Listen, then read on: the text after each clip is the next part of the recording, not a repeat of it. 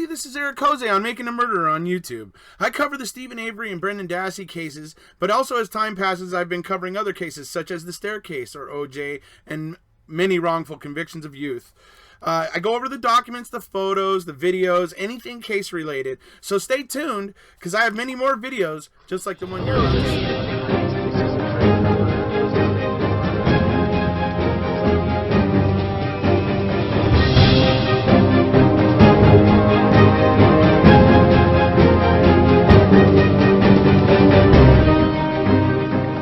Hello there, everybody. As you know, we're here today to talk about part 2 of the paper that was written for Brendan recently. It's brilliant, absolutely brilliant paper that's been written. But before we get to that, maybe wondering about the graphic on the screen, and that's because we had somebody very, very beloved pass away, and that is Conrad Pete Bates. You may remember him from this picture right here. This is from MAM1. He was a pretty intricate part of that because he was Dean and Jerry's investigator. He was in MAM1. Just really good guy. Ethical law enforcement. Became an investigator later in his life and stuff. So, but a really good guy. And I actually do know somebody who actually chatted with him somewhat regularly before he passed. And so I'm gonna hopefully chat with that person and ask them if they'll be willing to come on here with us and maybe talk a little bit about some of the things that Pete, would talk about with the case, possibly, if that person wants to. I'll ask them. Obviously, it's up to them. I will respect their right to privacy, of course. But this guy, he was just a really great guy. I'm absolutely saddened to find out today that we lost him. He was really, really a great guy. Really, was one of the people trying to help Stephen, and it's just sad to see him go, but I can't help but pay him respect because he was just, like I said, a really great guy. So rest in peace, Conrad Pete Bates. All right, so hello folks. As you know, we are here today to talk about Brendan Dassey, and we're talking about the new paper that has recently been written by a professor at the University of Wisconsin Law School and a speech language pathologist who is bringing a whole kind of new dynamic to this whole thing, explaining what was really happening there because of the existing speech, and it was diagnosed even, speech development problem Brendan had that made him particularly susceptible to the deficiencies and the lack of care in the interrogation of Brendan, and they have a lot to say about what went wrong and what was not done properly and what should have been done, and they keep pointing out this whole time that obviously he was failed by Len Kaczynski, but Len Kaczynski said he did everything he could for Brendan. Well, no, he didn't. He didn't make the judge aware of the SLP that had been done on Brendan. He didn't do any of those things. I mean, Brendan was utterly failed at every turn when he was, originally convicted. All the lawyers that were with him through the conviction process just utterly failed him at virtually every turn. And it's just ridiculous and sad when you know that all this information was there to begin with. But then these people are also pointing out that right now the courts and everybody are just ignorant right now. They just don't know that they need to know this, that it's important. And I think that may be a valid point as well. So we're going to go ahead and get into some of it right now. At the beginning here, what they're going to be pointing out is a lot of the strange language used by Fassbender and Wiegert, that it was hard for them to transcribe the interrogations at first and the interviews at first. Because of the for various reasons. Number one, some of the long verbal bouts they go into, basically, where they just go into a long stream of talking, and during that stream of talking they'll change subject once in the middle of it, and it got so difficult to follow where the questions were and weren't and all this sort of stuff that they really had difficulty transcribing Wiegert and Fassbender more than Brendan, and they point out that usually it's more difficult to have that problem with the person who is who's the person who is diagnosed with the speech language problem, right? And so they said in this case the behavior of the investigators was, and the way that they were speaking was in a way so bizarre that it was hard for them to transcribe. It's interesting. So anyway, here we go. I'll show you that right now. All right, so I'm now going through the analysis of the paper here, obviously. And this part is interesting because it's talking about, first of all, what they're talking about is they're making transcriptions of 3 different interviews. The November 5th interview, the second interview from from February 27th, and then the March 1st interviews. And they're creating these transcripts. Now, for the SLP, for the speech language pathologist, it's a little bit more complicated than just being a transcript of just words and stuff.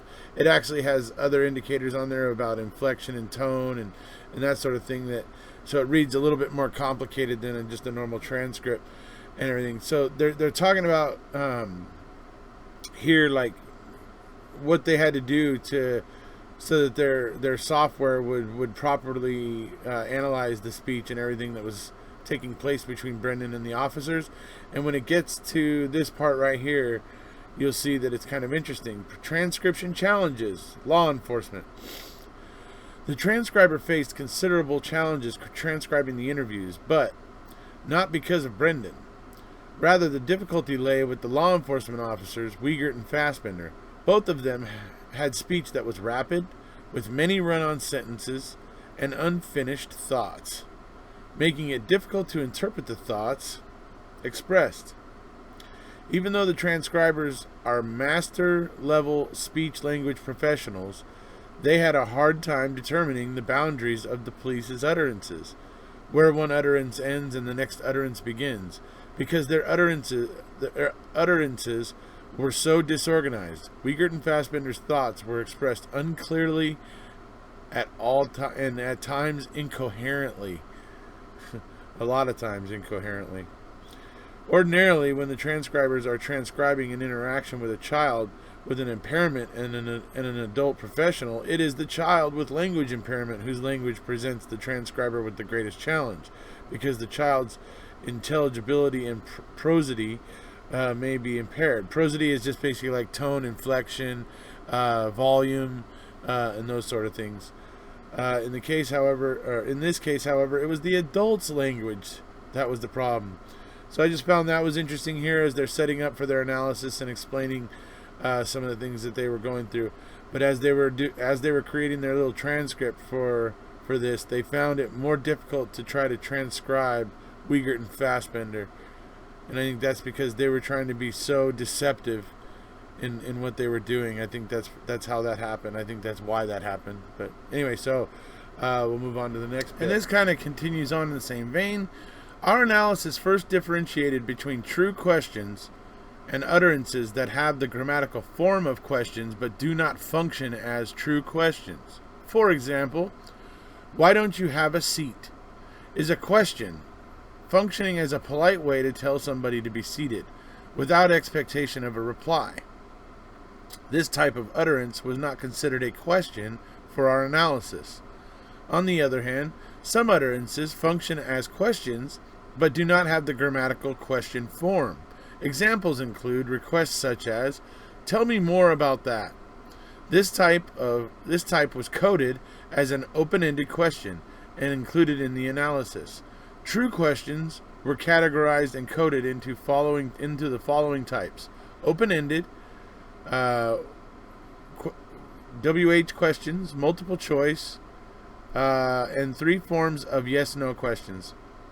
As part of this analysis, we transcribed several passages to allow us more accurately analyze the confounding nature of Wiegert and Fassbender's language usage. Additionally, we counted other instances where law enforcement used tactics that compromised the integrity of the interview. These included speaking in paragraphs, i.e., 4 or more sentences or utterances in turn, and asking 3 or more questions in rapid succession before giving Brendan an opportunity to answer. Before we even began this project, it was obvious from viewing the interrogations that Wiegert and Fassbender's methods of communicating with Brendan fell far below the professional norms. Just how far below became painfully apparent when we examined our results. So, it looks like it's going to be interesting, hey folks? All right, so that's really interesting stuff about Wiegert and Fassbender right there.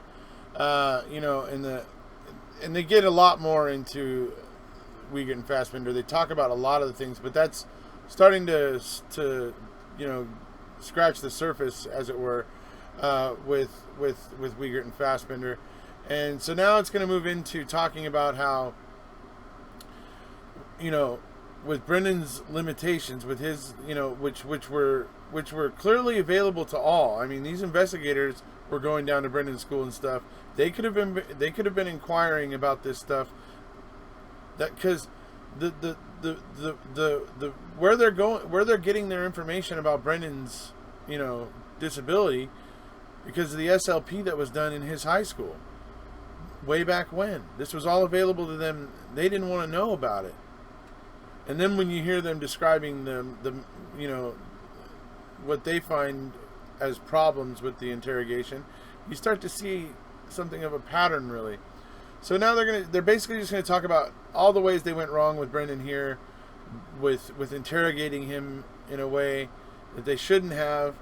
And again, they're saying that this was there, it was available for everybody to know, but there's just still a level of ignorance, I guess, right now in the judicial system regarding, how much to offer, these speech language pathologists will have, particularly moving forward with kids like Brendan. And there's other kids like Brendan out there in the criminal justice, juvenile justice system. So they're just trying to showcase right now how important it could be, and obviously they're trying to remove that ignorance. So that's a good thing. So, all right, we'll move on to the next bit now. What does this mean for interviewing Brendan? This is just as they're getting into their analysis here. Given what we know about Brendan's ability to cope verbally, it seems ludicrous to even contemplate letting him be questioned by law enforcement. Yet Brendan could have been effectively interviewed if, and this is a big if, the person or persons doing the interviewing knew what they were doing. Even with his limited language ability, Brendan had enough of the basics to be able to tell his experiences and answer a skilled interviewer's questions to fill in the gaps in the narratives. However, Brendan's language profile combined with his age means an interviewer would have to adhere to a rigorous protocol that protects against contamination, confusion, and intimidation. Moreover, even with well-intentioned, well-trained interviewers, Brendan could not be left alone. In any interview that deviated from protocol, however, we expect that Brendan would have been defenseless, especially if that interview is in reality a high-pressured interrogation. Just as at school, he would be overwhelmed by too much verbiage. There would be much he would miss, and he would constantly struggle to grasp what is being thrown at him, and he would quickly become cognitively overloaded. He could easily misread interrogators' verbal and nonverbal signals. As the records show, he would not ask for clarification if he did not understand. Neither would he argue. Ultimately, in the exhausted act of self-preservation, he would be expected to simply go along. Why did nobody see this? A brief perusal of Brendan's school records makes it abundantly clear that his severe language deficiencies are a central part of who he is and how he operates. How is it then that the words language impairment were never uttered? How is it that Brendan's communication difficulties by any name barely received any mention at all during the pretrial process or the trial process? Now, that actually is an interesting question, because we all hear about how Len Kaczynski did everything he could and put forth all the proper arguments for Brendan and everything, but wait, if in his school record that his language impairments and the SLP that he'd had done prove that he had these language impairments and all these sort of things, how did these things never get mentioned? That's, yeah. that's pretty wild. So I think that's an interesting bone to pick, to be perfectly honest. All right, so as noted in the evaluation, Brennan's speech was intelligible, i.e. it did not draw attention to itself. And as the videos show, he could speak in complete, though short, sentences. On several occasions, he strung short sentences together. He nodded repeatedly and did not admit to confusion. Without examining these behaviors further, i.e. through the lens of a language deficit, some observers might, and did, mistakenly believe he could function competently in an interview situation. And Brendan, like so many other impaired adolescents, would have developed strategies to hide his disability and avoid negative social evaluations. Depending on the individual, this can take a variety of forms. By all accounts, Brendan's strategies appear to involve extreme compliance, agreeing to just about everything, trying to do what the person in authority wanted, pretending to understand, and rarely asking for clarification. Finally, we must return to the fact that most of the legal profession, just like most of the general public, have never heard of language impairments and just do not know what they look like or sound like, which might be marginally acceptable if the legal profession did not, as happened throughout this case, fill in the blanks with its own worldview. This case record, along with the show itself, is replete with judges and lawyers making assumptions about Brendan's intentions and abilities, and those assumptions were wrong. For example, while it is true that Brendan answered questions and spoke intelligibly in complete subject-verb-object sentences, those skills are not signs of verbal sophistication. These are language development milestones achieved between the ages of 4 and 6.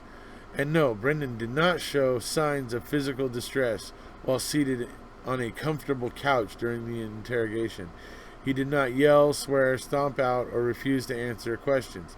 He maintained a consistent flat effect and slumped posture throughout. But if anybody had read through his school records and perhaps asked a few questions, they would have known that these were hardly signs that he was not intimidated. It was more likely he was trying to hide. Yeah. That sounds about right to me. It looks like what he wants to do when he's sitting on that couch most of the time is he's just wishing he could just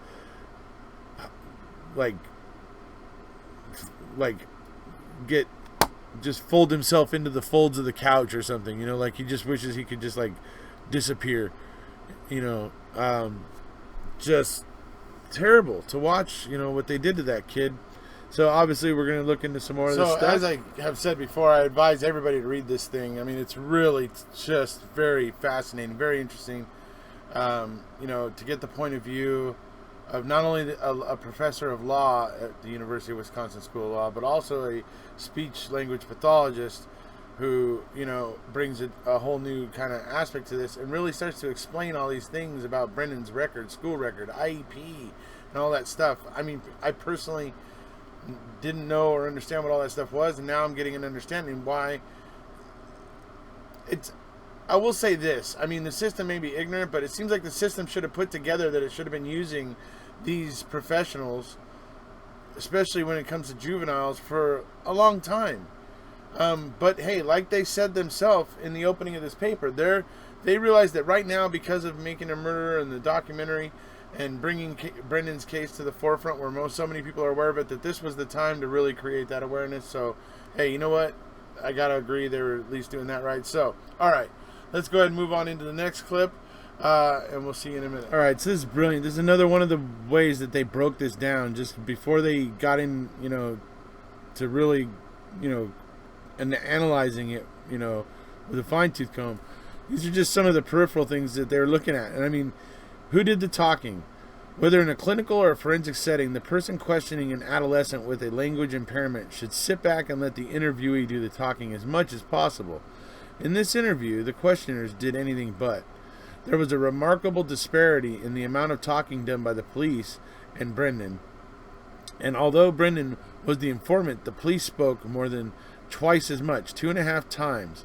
The police used a total of 18,325 words in the 2 interviews we focused on, while Brendan used only 6,998 words. making his contribution a mere 28% of the total interview.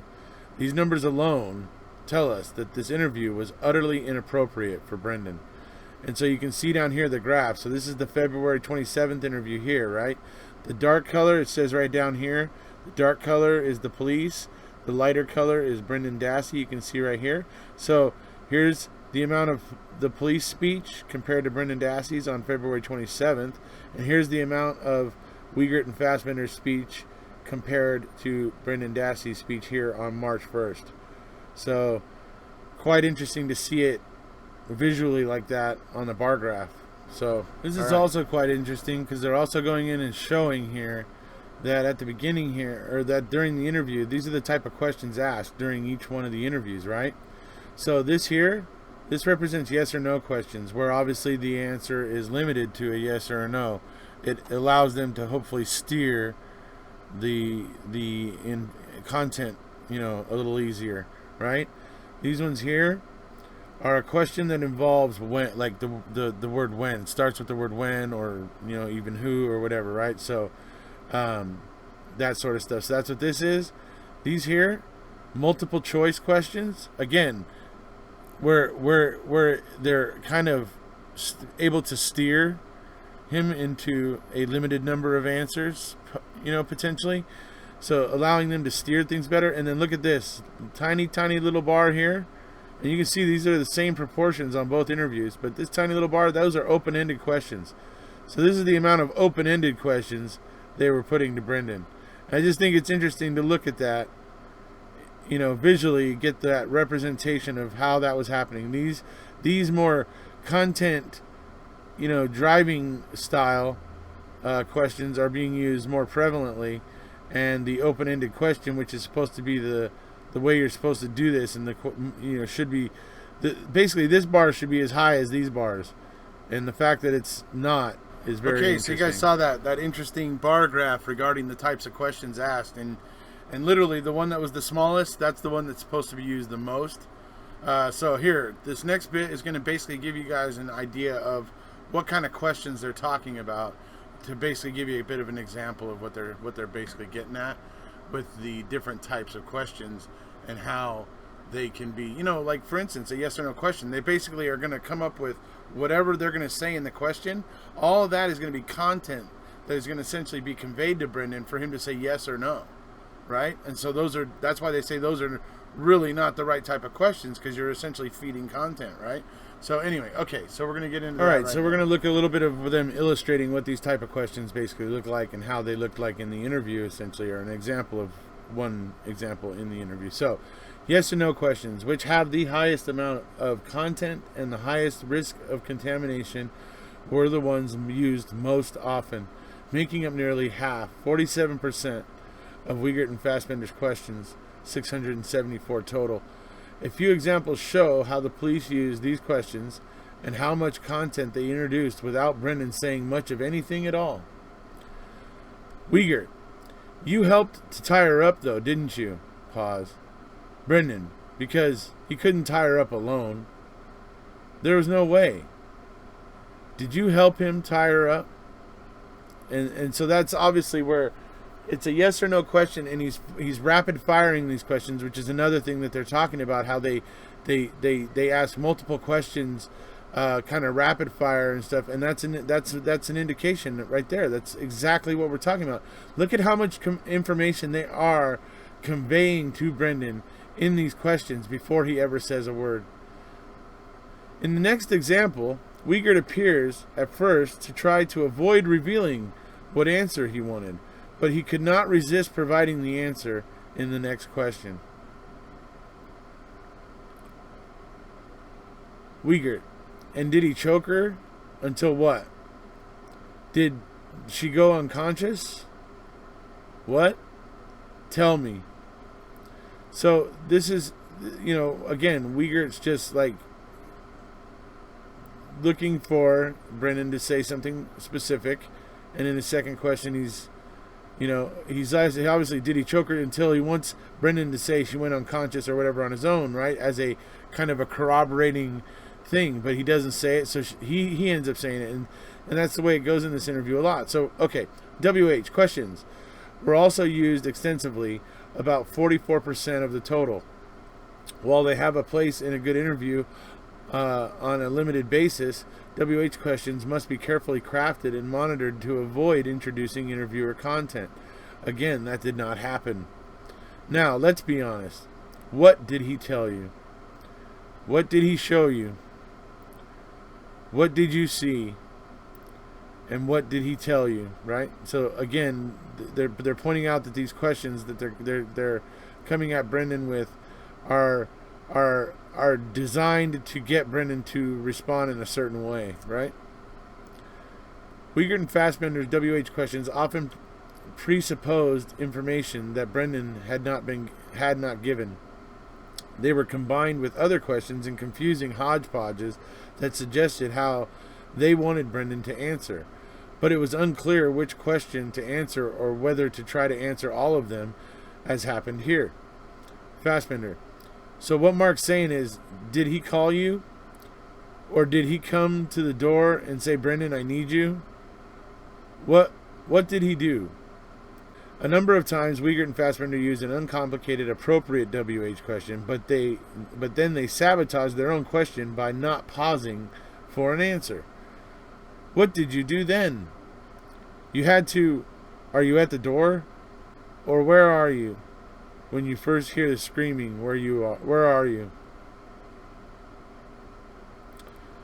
The multiple choice questions, which should never be used, were 6% of all the questions.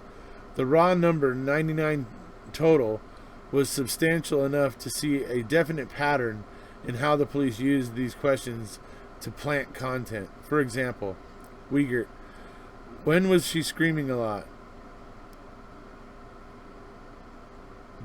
Oh, Brendan starts to answer, like, while you were doing it, after you were doing it, before you did it. Another instance of multiple choice questions being used. Highlihgts. So, if you had to say some dimensions like 2 by 2, 2 feet by 2 feet, or 10 by 10, how much blood do you think there was? And then Dassey says 2 by 2, basically parroting back. So that's how they're planting content, right? That's why a multiple choice question is just so damaging, because you're essentially giving them limited answers. You know, it's just, yeah. You're able to steer the content with those kind of questions, and that's disturbing. Open-ended questions, the minimal content questions recommended by so many experts to be the first used and the most used, were almost non-existent. 2% of the total. When the police did use them, it was not in the recommended sequence to start an interview or to allow Brendan leeway to introduce his own topics. On one occasion, the police gave themselves the opportunity to begin the interview with a question that actually did elicit a narrative, albeit in a roundabout way, but then they immediately derailed themselves. Highlihgts. Should we just go through the whole day again on the 31st? Or how do you want to do it? Fassbender. We can not try to give him a chance to just talk to us. Sure, Highlihgts says. Fassbender. If he wants to go through the whole day, if he wants to fill in the pieces, that's up to Brendan right now. What would you rather do? Just want to talk to us and tell us starting with the day and how you actually came to know what happened and stuff? Fassbender. Because I already know you were in the garage and stuff, and apparently cleaning up stuff. So tell us about that. Brendan nods yes. Brendan starts. Highlihgts. Let's go back a little bit. So here's an actual pie graph, kind of illustrating the proportion of these questions asked to Brendan. The extreme proportion of content-laden questions did not afford much opportunity for Brendan to provide a narrative, and indeed, there is little narrative to be found. The following diagram gives a sense of how these percentages and numbers would look in the context of the entire interview. So, right, here's WH questions, like what, when, where, why questions, right? Here are yes and no questions, which are established to be very damaging especially with someone like Brendan. And here they are at like 47% of the total. Multiple choice questions here. And then the one question you're supposed to use the most in this type of an interview, there it is, a tiny little sliver right there. There you go. So, I mean, this paper is really getting to the heart of pointing out what was done wrong, why it was wrong, the lack of preparation, how they didn't go and find out about Brendan and find out about his SLP that had been done, like, because they didn't want to know. They didn't want to know all that. They just wanted to be able to use Brendan against Stephen to poison public opinion. And that's really what these percentages tell me. All right, so what does everybody think about that? Watching it all get quantified like that. The types of questions they shouldn't use being the ones most prevalently used, and the types of questions that should have been being used were the ones that they stayed away from. I mean, it's like throughout these cases, I mean, there's just so many indicators where they don't do what's normal. They don't do the normal thing, or things aren't being done correctly. They're being done in strange ways or orders, and it's just really odd. And it's like the whole interrogation of Brendan Dassey is just another one. It's like, look at them using you're not supposed to use the yes or no questions. They're very contaminating, because you are basically putting a whole bunch of content into the question to get a yes or a no answer, and all that content you're putting is potentially contaminating the interview or the interrogation, and feeding the person that you're trying to get the confession from information. So you can see the problem with that, right? And it's just, so that bit about, and the visual representations of it and seeing it, in the bar graph and the pie graph and everything, just puts it into, a whole different perspective, being able to look at it visually like that. So, all right, here we go. We'll move on to the next bit. Obviously, this all, this isn't about Fassbender and Highlihgts per se. This is about Brendan, right? So, what all of this stuff that they're evaluating about Fassbender and Highlihgts and the methods that they were using and the way that they were asking their questions and stuff culminates into this. What about Brendan? Because this is a voluntariness case, it is not enough to simply criticize law enforcement. We must consider Highlihgts and Fassbender's conduct in the context of the person they interviewed. In that context, their behavior was nothing short of cruel. They preyed on Brendan's primary cognitive weakness, communication. Confronted with a kid who has severely impaired abilities to process, comprehend, and manage language, their words became a weapon. Admittedly, Highlihgts and Fassbender did not raise their voices. They did not have to. Instead, they talked and talked and talked, and with the least clarity possible. They asked over 1,500 rapid-fire questions that were loaded with content, often with no opportunity for response. Highlihgts and Fassbender repeatedly interrupted Brendan, distracted him, and, as noted by Chief Judge Wood, refused to leave him alone. This interview would have been a challenge for anybody. What this interview would have done to Brendan is beyond imagining. And that's about it, folks. That's hammer on the head. And that is a very interesting thing, the way that they put this, the way that they quantify it. Over 1,500 rapid fire questions loaded with content.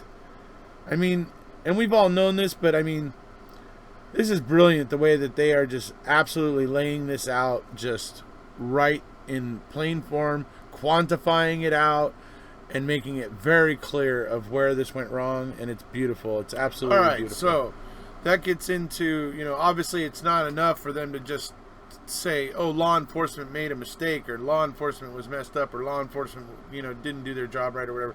It's not really about that, and that's probably the good part of having the law professor on board, because they know that they need to make it match. They need to make it matter in terms of Brendan's particular, susceptibilities, essentially his deficiencies, and that it was specifically going to create this problem with Brendan, and that's essentially what it does. I mean, they're putting it out there about how this rapid fire kind of yes and no questions and rapid fire, and the amount of questions asked, being over 1,500 questions, and they're just pointing out all the methods, all the things that were done here that were just not to the acceptable standards of how you would interrogate or interview a juvenile, especially one with Brendan's deficiencies. His language deficit was a problem, and it was diagnosed prior to all of this happening, and I think that's a very, very interesting point. And I think maybe it does illustrate also the ignorance in the judicial system, because this has been there all along, and it's really only beginning to be spotlighted now. You know what I mean? But I hope this paper gets passed around. I hope this paper becomes huge. I hope this paper becomes a big thing that motivates a lot of more papers like it to start circulating through criminal justice circles and just judicial circles and that sort of stuff. I really do. I hope that's what happens, because we need to, we can't throw juveniles to our justice system and to the wolves, essentially. They're just not equipped to deal with it, and that's clear when you watch Brendan Dassey's interrogation. So, all right, let's go ahead and move on to the next bit, and we'll come on back. So this is basically the wrap up, folks. But they go through a lot of things. They go through the judicial ignorance, and they go through the various steps that this went through in the court process, and the judicial ignorance to this whole speech language deficit. And what these speech language pathologists can bring to the criminal justice system, and helping with these situations like Brendan and it points out that there's other kids like Brendan out there and all that sort of stuff. So whether either of these systems is adaptable in the United States, the point is that new ways of thinking about communication and psychology on a large scale are indeed possible. The American legal system need not be inextricably bound to the kind of hackneyed, surface-level assessments that the criminal justice system routinely dispenses and that we saw here. Until that day, however, we can expect countless more extreme malfunctions like this one. The only difference is they will not be on TV. Before we ever started this project, we were fairly certain that what happened to Brendan Dassey in the police department interview room and later in the courtroom was an indictment against the entire criminal justice system. Taking a closer look under the hood removed all doubt. This is truly a profound miscarriage of justice. And I gotta say, I agree with them 100%. A supreme miscarriage of justice, indeed, as they said there. And we all recognize this scene. This is just after Brendan was telling, Barb that they got to his head, and he's got his head in his hands. It's sad, but remember, as soon as he started saying that to Barb, they come rushing back in to make sure he's intimidated again, and he won't continue to say things like that on camera, where it's being recorded. It's absolutely, just sad what they did to this kid, and when in this paper, when they describe it as cruel, that's what it is.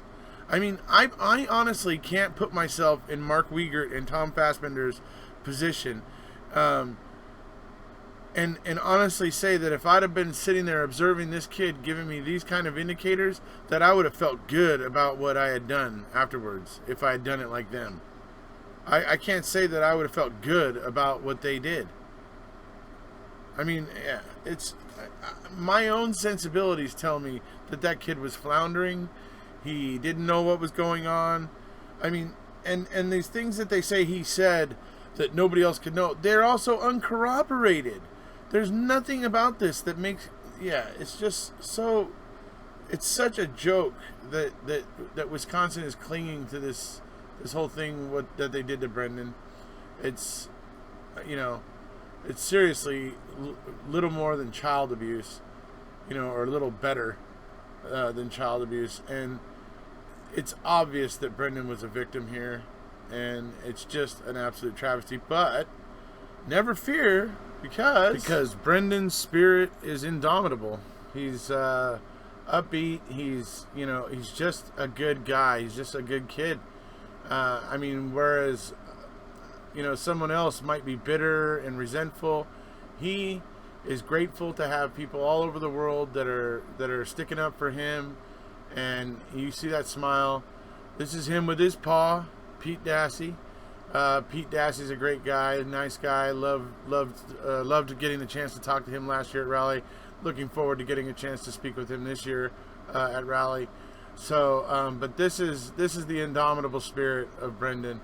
And like I said, Brendan just loves that he has followers all over the world. So I had this idea, if anybody out there is a actual speech language pathologist, and particularly if you're from another country where they actually do use speech language pathologists for particularly this type of thing in the criminal justice system with juveniles, and particularly ones with disabilities of some sort or another, I would love to have you on at some point. I have a panel of maybe 3 or 4 different speech language pathologists, and have just a panel on for a live discussion and talk about this type of issue, and just create more awareness for this, because I think it's a big deal, and I think the American court system seriously needs to consider this.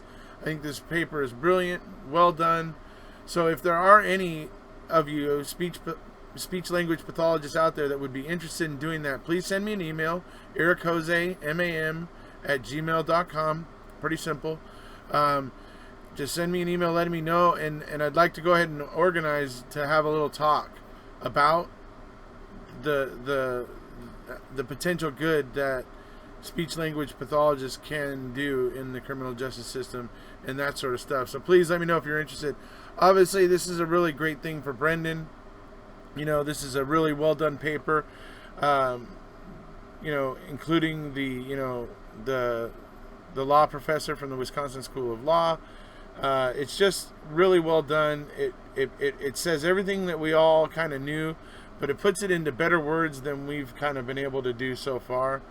But they also like to point to some of the words that have been used previously. Like I said, when they talked about how it had been likened to, Fassbender and Uyghur acted like Brendan was a new puppy and they were training a new puppy. I mean, so those are things that people have said before that they clearly cited in their little paper here too as well. But man, the way that they lay out the numbers here, put up the visual references with the bar graphs and all the various things they do here, it's quite amazing, quite powerful. And like I said, I encourage anybody who hasn't already to read it. It's brilliant.